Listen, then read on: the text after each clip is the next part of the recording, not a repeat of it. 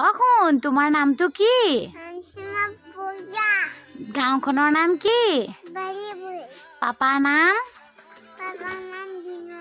মাৰ নাম কি আছিলে চুমু কি লিখে তাৰ পাছত কেট মানে কি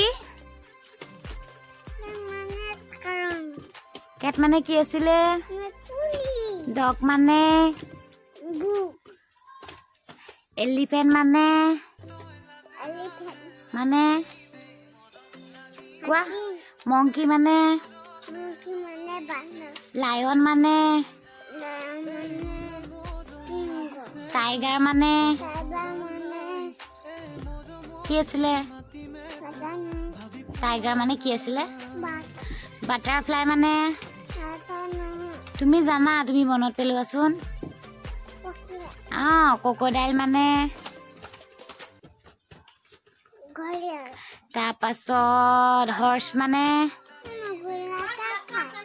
খাই হৰ্চ মানে গুড আমাৰ অসমৰ মুখ্যমন্ত্ৰীগৰাকীৰ নাম কি গুড বয় তাৰ পাছত কোৱা তোমাৰ স্কুলখনৰ নাম কি আছিলে স্কুলখনৰ নাম কি আছিলে গুড বয়